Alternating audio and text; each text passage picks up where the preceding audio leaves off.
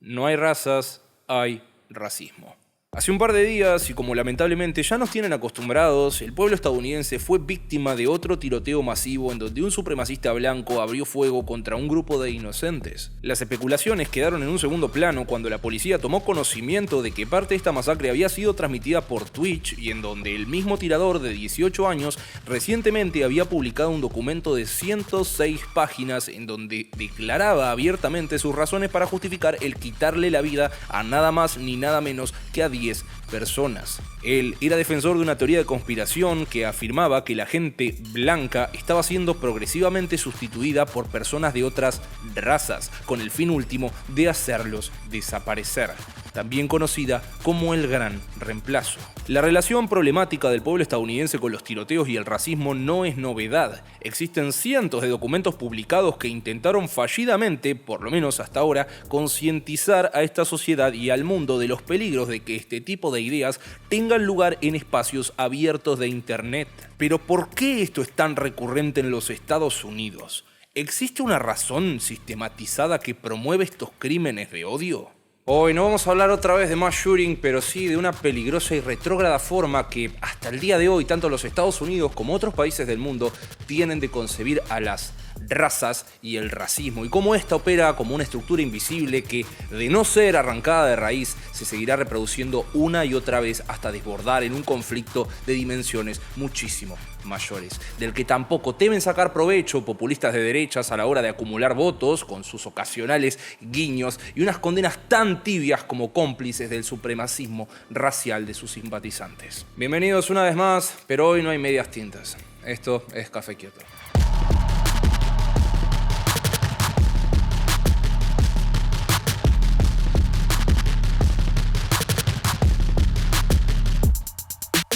Algunos meses después de que el SARS-CoV-2 hiciera estragos en la humanidad, distintos profesionales de la salud de todo el mundo comenzaron a observar cómo la enfermedad provocada por el virus infectaba más a algunos grupos poblacionales particulares y cómo también causaba más muertes entre ellos con independencia de los factores de riesgo ya establecidos como la edad o por antecedentes clínicos. Aún así, un número minúsculo de los trabajos publicados en el mundo sobre la enfermedad hacía referencia a un grupo de población asociados a términos como raza, etnicidad, poblaciones minoritarias, personas negras, indígenas, etc. Justamente uno de esos pocos estudios sobre el tema se realizó en Brasil, que posteriormente fue publicado en la revista británica The Lancet en julio del 2020 y hablaba sobre la mortalidad hospitalaria de pacientes de COVID de los que se tenía información sobre su origen étnico. Para quienes no lo sepan, en Brasil existe una entidad oficial llamada Instituto Brasileño de Geografía y Estadística y que se encarga de clasificar la etnia basándose únicamente en categorías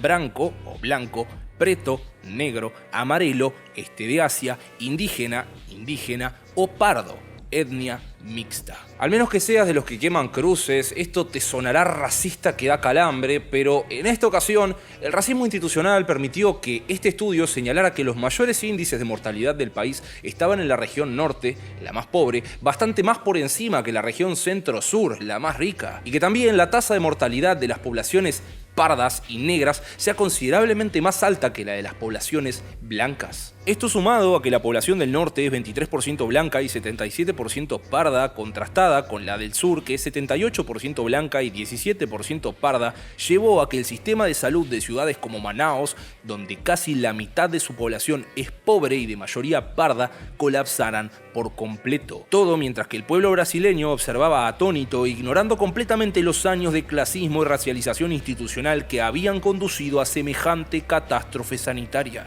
Este fenómeno también se presentó en los Estados Unidos y fue alertado por el CDC cuando notaron que la mortalidad del COVID era muchísimo mayor en poblaciones negras e hispanas. Como era de esperarse, antes de hablar directamente del elefante en la habitación, muchos médicos sugirieron que este fenómeno podía deberse a determinantes biológicos propios de estas comunidades, mientras que otros, y en conocimiento de las diferencias socioeconómicas de estos grupos promovidas por el racismo sistémico, afirmaban que esto se debía a determinantes estructurales existentes como la inequidad de la vivienda, el empleo, acceso a la salud, pobreza, etc. Una de las tantas especificidades de la naturaleza humana es precisamente la capacidad que tenemos de inscribirnos en una cultura particular. Todo aquello que reconocemos como parte de nuestra cultura no es el producto de algo hereditario ni forma parte de un patrimonio genético. Cada uno de nosotros pertenece a la misma especie y cada uno de nosotros construye una sola y única historia genética. Por estas y muchas más razones, desde hace décadas la ciencia se esfuerza en erradicar la noción de raza como un elemento a considerar a la hora de organizar nuestras sociedades. Es decir, es un hecho científico el que somos todos parte de una misma raza. Ahora, que sigamos discutiendo cuestiones raciales es por una razón completamente distinta.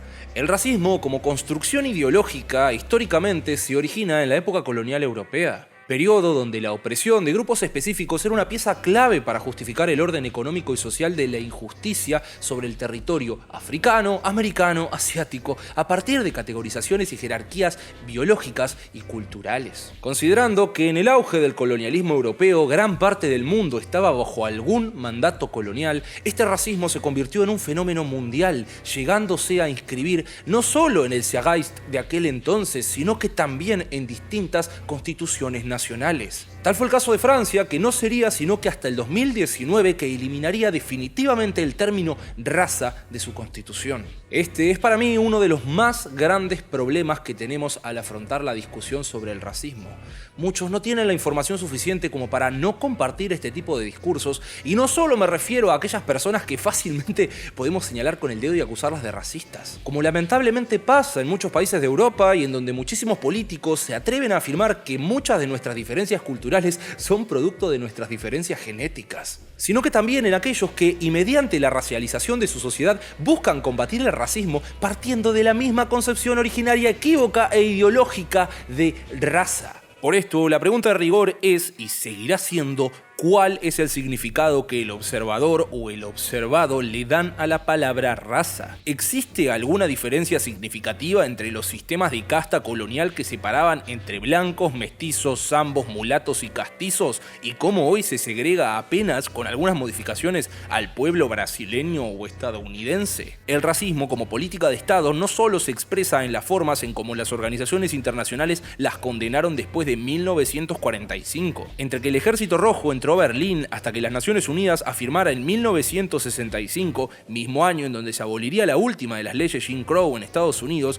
que toda doctrina de superioridad basada en la diferenciación racial es científicamente falsa, moralmente condenable y socialmente injusta y peligrosa. Pasaron 20 años. Y a casi 6 décadas de ello, como anuncié al principio de este ensayo, el pueblo estadounidense sigue siendo víctima de ataques perpetrados por supremacistas blancos. Entonces, ¿por qué sigue pasando? En primer lugar, aclaremos que toda diferenciación de personas y grupos humanos realizadas por el término raza son científicamente falsas. Y bien, como dice la ONU, deberían ser moralmente condenables y considerárselas como socialmente injustas y peligrosas. También se presenta en todas aquellas legislaciones formales que tratan a unas personas como distintas de otras por características jurídicas, antropológicas, entre otras, ética y científicamente no relevantes. La discriminación racial solo es posible en tanto en que se le dé un significado al término raza como soporte. Y por eso es una obligación moral de todos aquellos que aborrecemos estas prácticas nefastas el abolir el término de raza. Y por consiguiente, toda reivindicación de esta, sea por parte de los supremacistas como también de los oprimidos o buenos intencionados, seguirá invisibilizando el aparato de opresión cultural, social, política, civil, de género, territorial y por sobre todo, económica. Porque el racismo siempre, pero siempre, fue y seguirá siendo una cuestión de clase. Es nuestro deber, sea del lugar en donde sea que nos toque estar, el entender esto y plantarles cara a todos estos sectores de lo más retrógrados de nuestra sociedad. Esto incluye a las agrupaciones políticas de la extrema derecha europea, a tipos como Donald Trump y a los sectores conservadores y clasistas del Partido Republicano que se candidatearon diciendo que iban a construir un muro en la frontera con México, o también Joe Biden y el Partido Demócrata que se embanderaron con concepciones identitarias con base en la racialización. O viniendo al hemisferio sur, ¿por qué no? En donde hay tipos como Bolsonaro que presidencia un país podrido en racismo desde sus raíces, pero en lugar de reconocer y buscar resolver estas cuestiones de clase y raza, prefieren armar a un pueblo que ama disparar y preguntar después. Y hablar también de Alberto Fernández, que por querer hacer un comentario simpático, terminó reproduciendo el mismo discurso nefasto de que venimos de los barcos, tapando con tierra la historia de un Estado genocida que nunca temió ni teme en exterminar a los pueblos originarios o usar a los esclavos africanos como carne de cañón para sus conflictos bélicos, hasta hacerlos prácticamente desaparecer de nuestra historia. Que el mundo globalizado capitalista está envuelto en una crisis del mercado del trabajo no es ninguna noticia. Pero mientras que sigamos responsabilizando al racismo, racializando nuestras luchas, sin reconocer también que esto tiene como base la desigualdad provocada por un sistema de clases en donde unos pocos concentran la riqueza mientras que marginan a grandes sectores de la población, no vamos a cambiar absolutamente nada. El racismo es el refugio de los miedosos. Y no voy a repetirles lo que todos ya saben, de que este tipo de ideas nos llevó a justificar un montón de atrocidades en el pasado. Solo quiero recordarles que igualmente todos estos horrores se justificaron con el argumento de la inferioridad biológica como prácticamente un sinónimo de inferioridad cultural. Entonces, ¿qué tenemos que hacer ante estas aberraciones en las sociedades contemporáneas? ¿Cómo combatimos estas reacciones cavernarias bajo el disfraz de gente decente? En primer lugar, y aunque suene un poco cliché, con educación. Una educación que nos permita lograr tomar conciencia sobre las necesidades urgentes que tenemos de aprender a respetarnos mutuamente nuestras diferencias, basándose en la misma evidencia científica que tenemos hace más de medio siglo, pero que muchos pelotudos se esfuerzan en ignorar. Hace poco más de un año publiqué un video abordando la cuestión del racismo, mismo por el que creo que la mayoría de ustedes llegó a este canal, y el cual lo cerré con una frase de Nelson Mandela, uno de los grandes guerreros del antirracismo del siglo XX, que creo que todos conocen, pero que a muchos les incomodó enterarse por mí de sus afiliaciones políticas al Partido Comunista Sudafricano. Incluso llegaron a acusarme de cierto grado de deshonestidad por estar mezclando dos cuestiones distintas y de alguna forma estaba ideologizando una cuestión que supuestamente no compete a la ideología. Pero Nelson tenía muy claro que el fundamento originario del racismo era y sigue siendo una cuestión de clase. Y por esa misma razón vuelvo a cerrar este video con una frase suya para que se sientan igualmente sucios.